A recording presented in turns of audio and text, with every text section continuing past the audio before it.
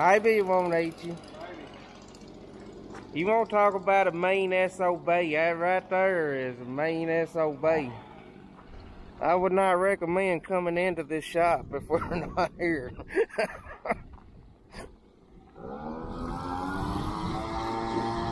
That's Matt Griggs' best friend.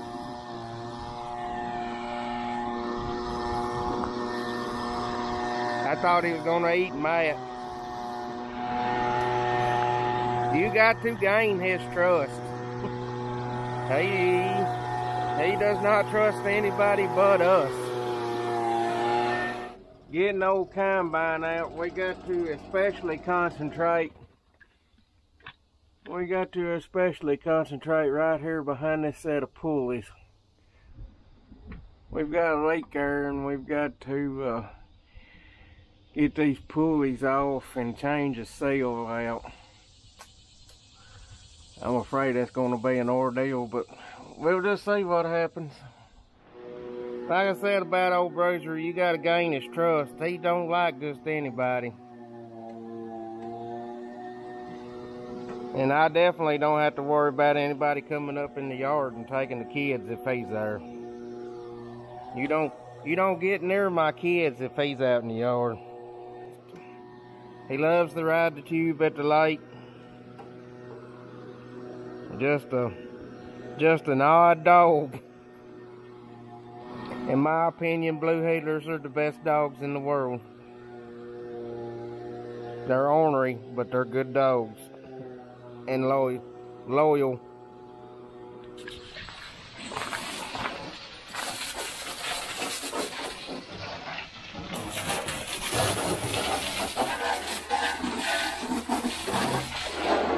So we learned a couple years ago, if you take that water hose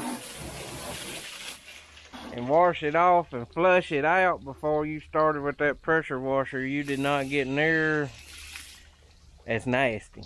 I think it does a better job than that pressure washer. I think on combine it's more about volume than pressure. You got to flush that stuff out. When you got that pressure washer going, it's blowing against it, and no matter how much you blow it, you missed a spot or two. You know you missed a spot, and then it blows all that stuff back on you, sticks to you. Where with that more of a volume of water, it flushes it away from you. I have used the, and I'll tag that video, I have used the cart will be up in the corner. Used the water trailer to flush it out before. But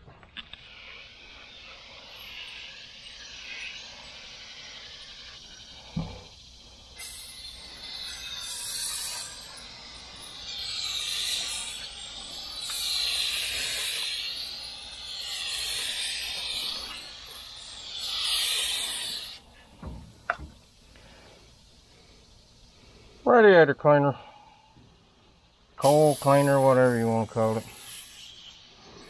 Supposed to boil the dust out of you, suck the dirt out of your radiators. Supposed to sit there and let it do its magic and rinse her out. I would suggest blowing it out before you start with this though.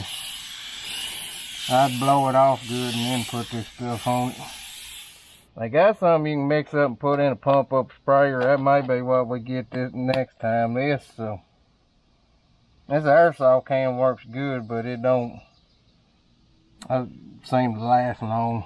See how all that's getting brown looking? And then take the old hose and wash her out.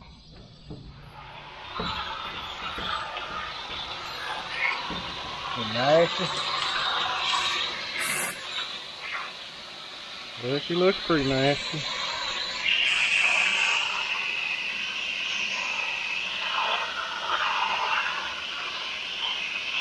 Oh, why they didn't make this door where you could pull a pin and open it on up.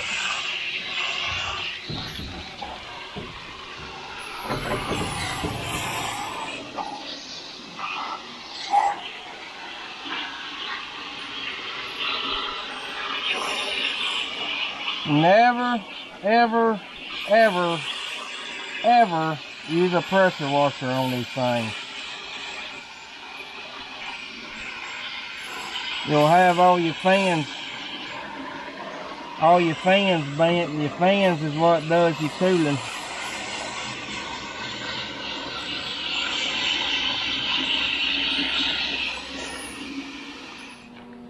Today we're working on our corn header. We're doing a couple of things. We're just checking everything out.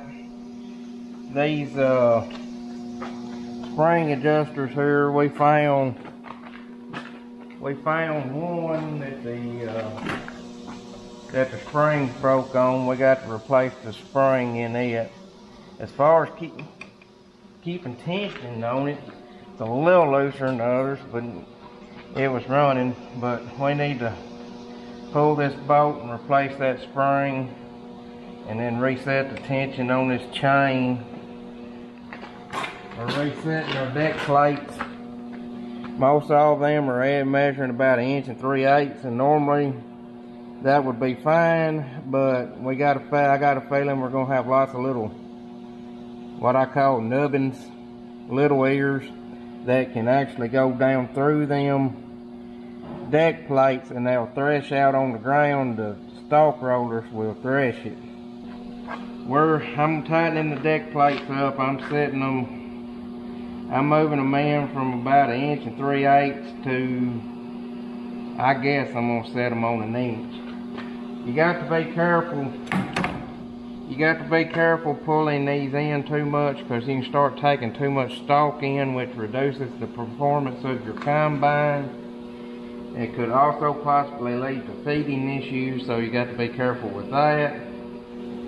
These deck plates do have some wear on it. The previous owners hard surfaced these deck plates. They really do not have a lot of wear on them. The worst wear is right here where most of your magic happens. Right here is where you get the most wear on your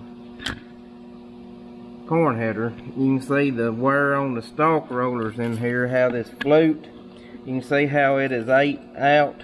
Right, there's your stalk roller. Here's your flute, and you can see how it's ate out there. We will take the welder and I'll fill that in. That's something I do about every 2 years. We run about 350 to 400 acres of corn through this header every year, so that's something I do about every 2 years. Taking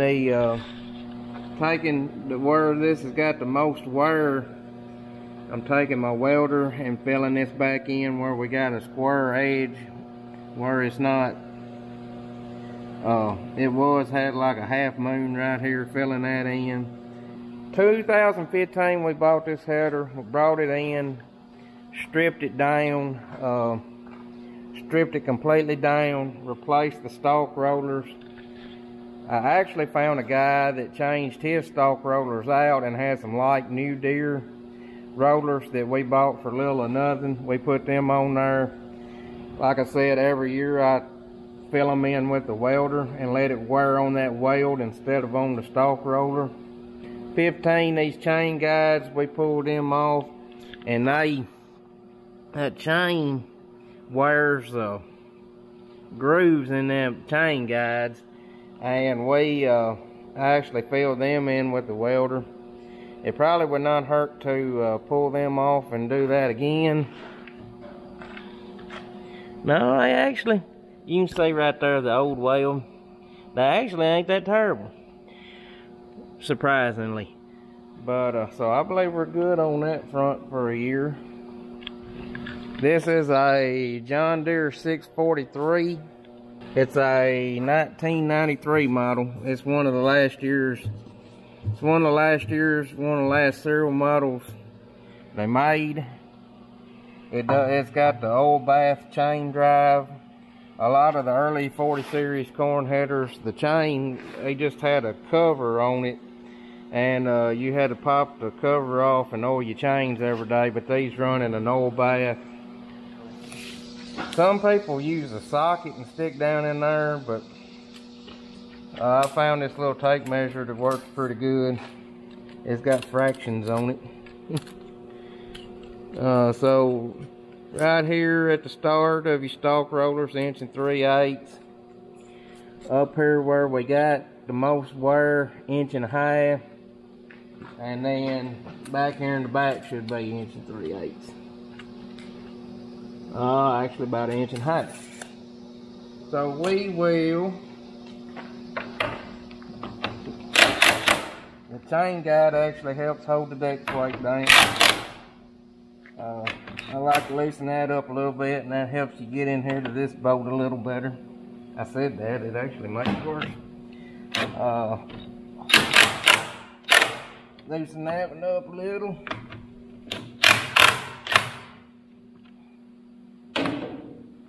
Down here on this end, see this one, this deck plate right here is actually, you'll notice there's notches in this deck plate, and you can kind of tell how evenly, because you want this deck plate centered right over the center of that roll. And you can tell by looking at your edge of your plate that this one is actually in further than this one. So I really need centering up. So this one actually needs the pushing in. So we'll start with it.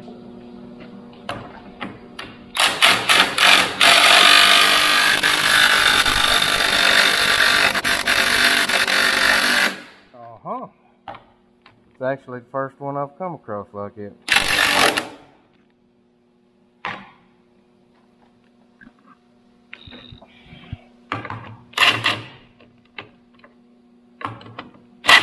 This one's gonna be a booger.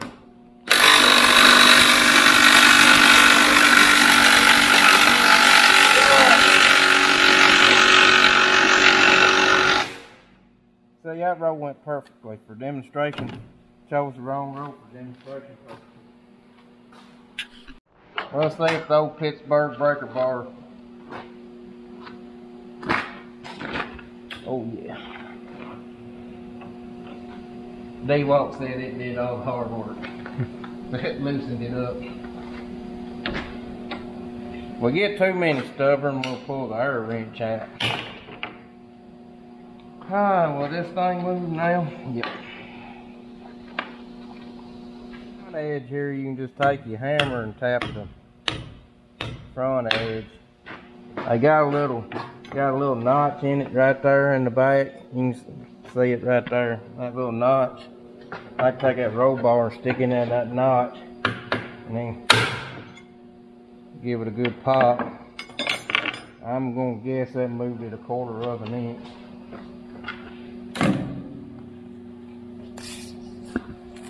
Like I said, I always start right about up here where the, alright, we're at 1.25 inches.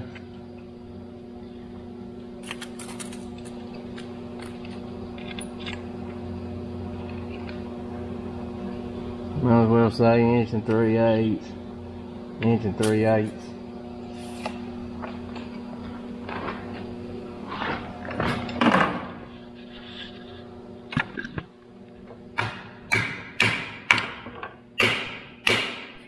A 1/4 is 2/8, so we've moved it 1/8 of an inch in. I don't know if that's enough to make much of a difference or not. Let me get my book and we'll consult the book. Let's consult the operator's manual. We got to find it first. 496 tandem disc. This is all. It's the owner's manual for 855 Cummins engine. Old drive out tag for the service truck. 157,000 miles, and it's got 177,000 on it.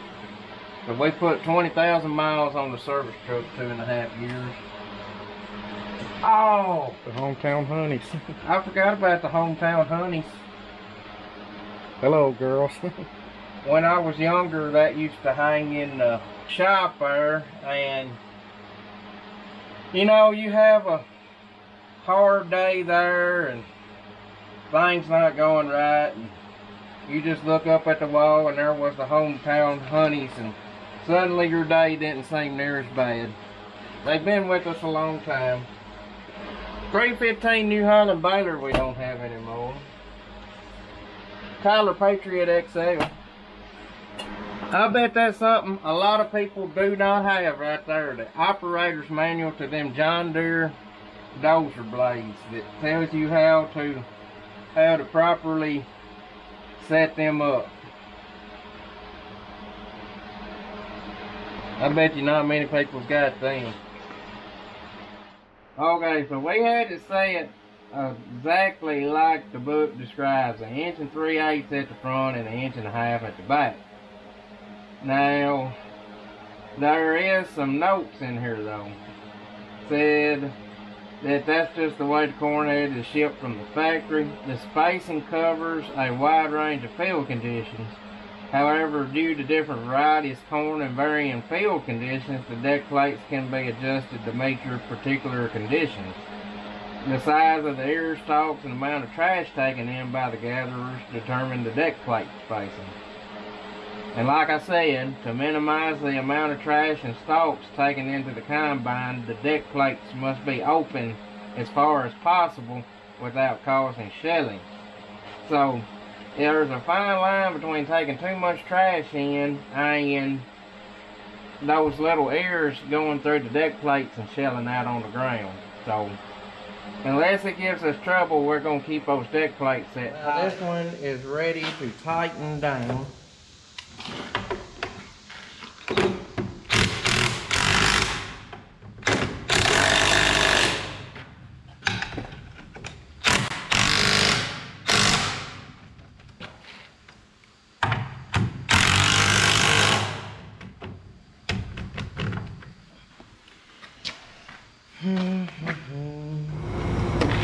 About too fat to get between the rows.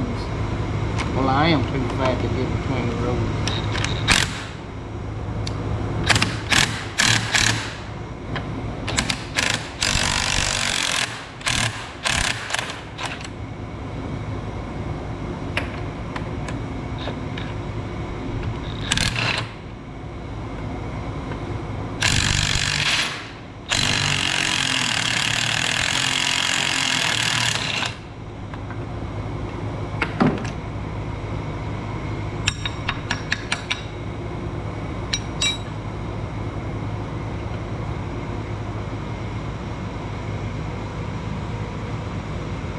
Might be a booger to get off.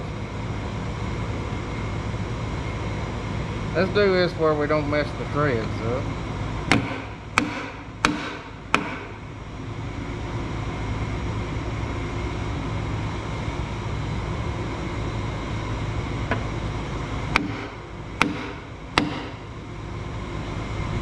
What you clean this thing, Robert?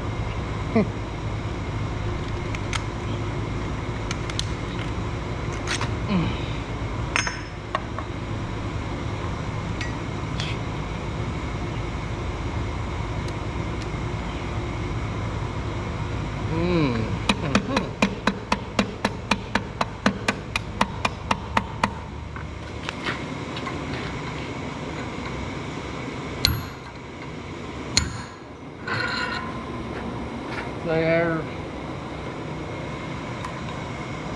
Probably could reuse that one and been alright. I don't know how much that spring was.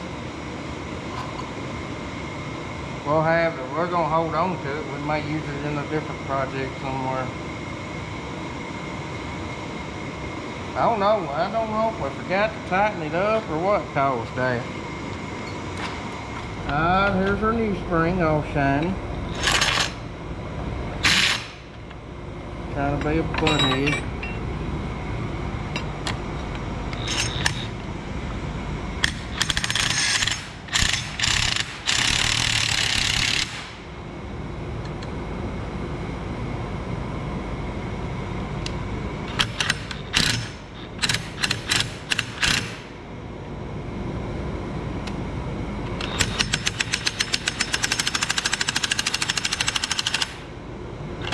Normally you try to leave about a 1/2 inch gap between Alright, let's tighten that up a little. What I always do is I get that where it needs to be.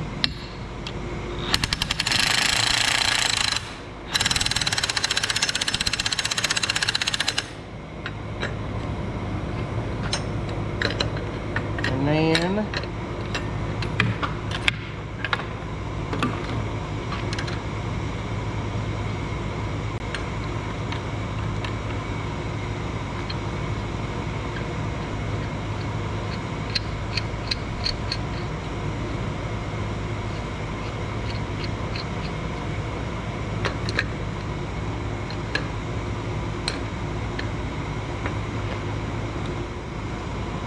alright, it should be pretty well set to go.